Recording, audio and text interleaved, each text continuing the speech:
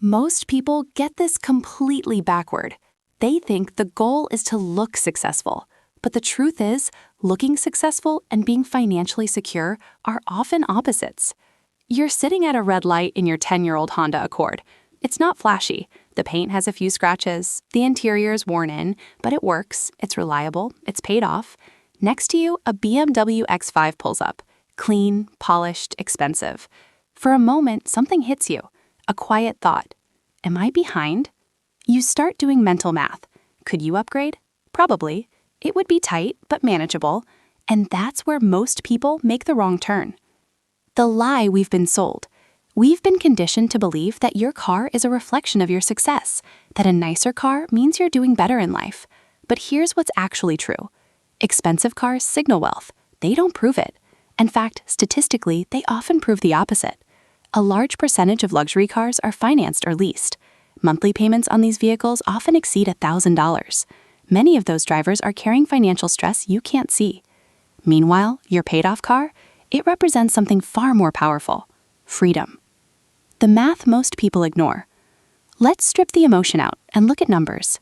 Imagine two people. Person A buys new cars every few years, monthly cost $850. Person B buys used reliable cars and keeps them longer, monthly cost $275. That's a difference of $575 per month. Now here's where it gets serious. If that $575 is invested consistently at 7%, after 15 years, around $170,000. After 30 years, over $700,000. That's not a small difference. That's a life-changing gap. What wealthy people understand? Wealthy people don't avoid luxury cars because they can't afford them. They avoid them because they understand this one principle. Every dollar spent on something that depreciates is a dollar that can't compound. Cars don't just cost money, they destroy future wealth. Depreciation eats 20 to 30% in year one. Maintenance and insurance cost more. Upgrade cycles keep you trapped in payments. It's not just a purchase, it's a long-term financial leak. The psychological trap. Cars are different from other purchases. They're visible. They move with you. They silently broadcast status. That's why they're so powerful and so dangerous financially. You're not just buying transportation, you're buying perception. And here's the uncomfortable truth. The people impressed by your car are usually people who don't matter to your life outcomes. Your boss cares about your work, your family cares about your presence, your real friends care about you. The approval you're paying for, it's coming from strangers. The millionaire pattern. Research consistently shows something surprising. Most millionaires don't drive luxury cars. They drive Toyota, Honda, Ford.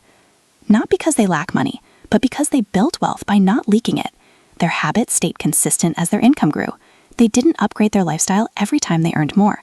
They protected the gap between income and spending, and that gap is where wealth is created. The real cost of looking successful. Let's be honest. Driving a luxury car feels good. It's not wrong to want nice things. But the problem is when you confuse, I can afford the payment, with I can afford the cost. The real cost isn't the monthly payment. The real cost is lost investments, lost compounding, lost financial flexibility. Over decades, that cost becomes massive.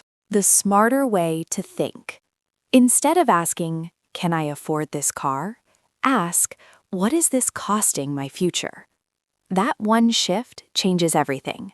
Because now you're not thinking like a consumer, you're thinking like an investor. Reframing the boring car. That older, paid-off car, it doesn't mean you're behind, you're unsuccessful, you're missing out. It means you're disciplined, you're patient, you understand the game. It means you've chosen freedom over validation. The game most people never notice. There's a game being played. The rules say, spend to show success, upgrade constantly, keep up with others. But here's the catch.